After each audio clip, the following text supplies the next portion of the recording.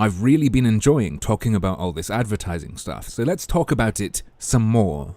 I've been thinking about it some more, trying to come up with some new angles on it, and boy do I have a treat for you. You see, today, my dude, I'm going to adpill you.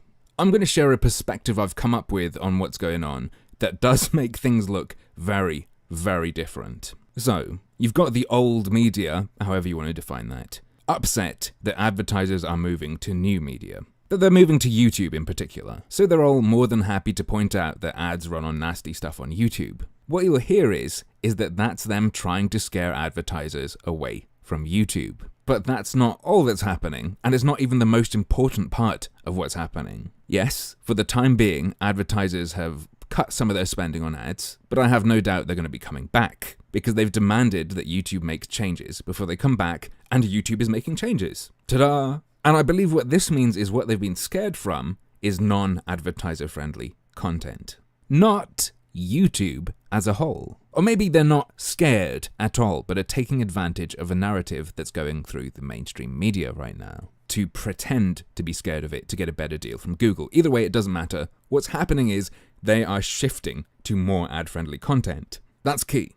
Duh, you might say. Obviously.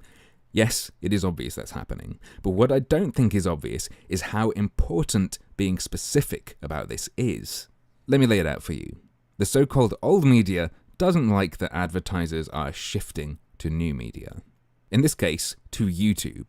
So they are more than happy to bandwagon along with anything that might make it easier for them to court advertisers, get some of them back. The advertisers don't want to be gone from YouTube. It's really good for them, right? But what they do want to do is move and shift toward making sure they can be on more ad-friendly content. So where old media is scared of advertisers shifting to new media, the non-ad-friendly new media are terrified of advertisers shifting to ad-friendly new media.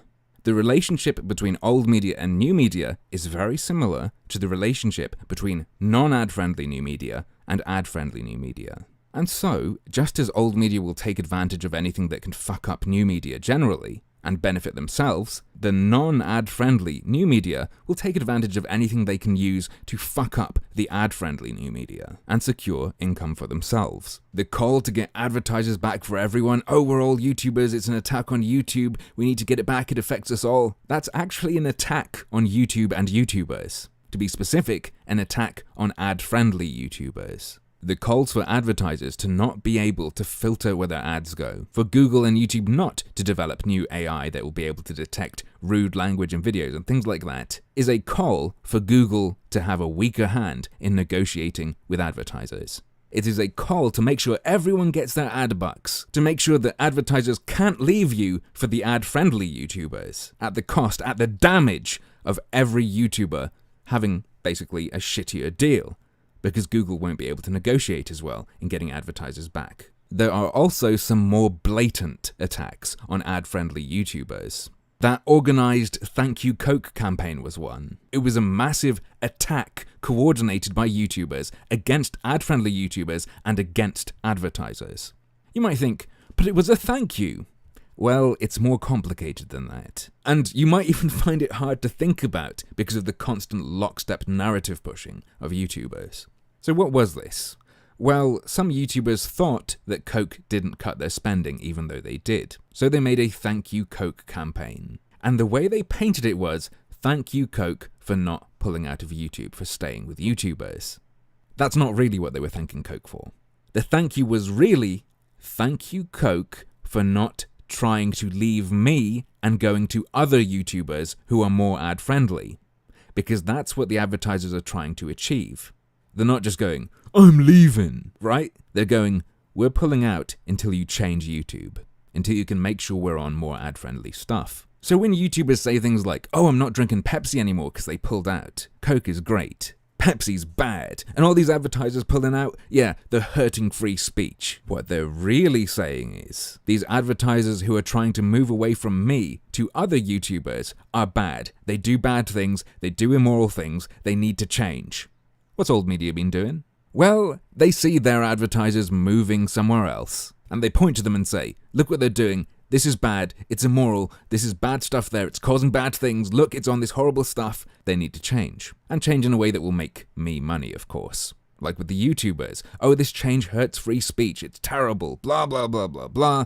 Ultimately, what they're saying is, I'm scared that advertisers are going to move to the other YouTubers I'm competing with, who do what they want. So I need to put some hits out, some hit pieces out, effectively, to pressure advertisers into coming back to me. It's the same fucking shit. The YouTuber Wall Street Journal or the YouTuber old media battle lines being drawn are fake. They make the YouTubers look really good, but it ignores the other battle line. It ignores who else they're attacking. The ad-friendly YouTubers. You following? Wall Street Journal sees that YouTube's nicer for ads and that advertisers are moving there. Show what's horrible about it. Why they shouldn't be moving there.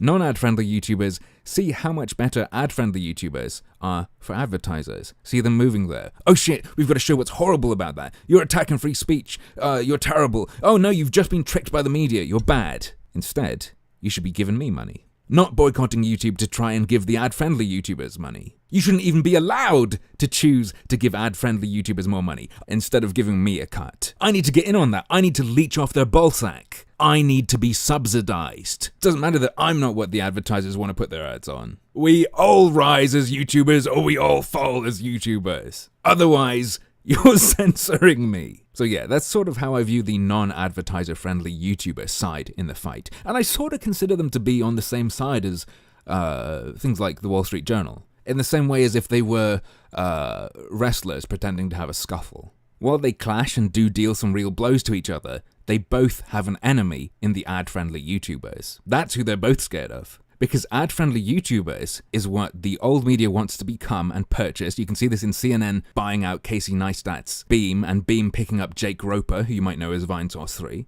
Okay, the big announcement is Jake Roper has joined the Beam team as our director of production, which is a pretty big deal. That's the whole announcement. Old media desperately wants in on this and they're scared they won't be able to. And they're also, these ad-friendly YouTubers, what the non-ad-friendly YouTubers are afraid of becoming. They're afraid that their greed will cause them to conform in order to get those sweet ad bucks. Or they're just scared that they'll get dominated. Maybe someone will be able to be ad-friendly and give people what they currently give them, and they'll be left in the dust, forgotten, in favor of some new generation of YouTuber. They are not fighting for YouTube. They are not fighting for all YouTubers. They are not fighting for new media. They are fighting for themselves in particular to not lose against their own competition within new media. Just like the Wall Street Journal aren't really trying to fight racist content for the good of mankind, most of these YouTubers engaging in this media war, as it's laid out right now, I'm not saying it will always be laid out like this, are not fighting for free speech at all. And the best bit is that I think, personally it looks to me like, ironically, they're making YouTube look like a more toxic platform for advertisers. Or at least making the ad-friendly YouTubers look even more appealing over themselves. But, as usual, that's just another one of my harmful opinions.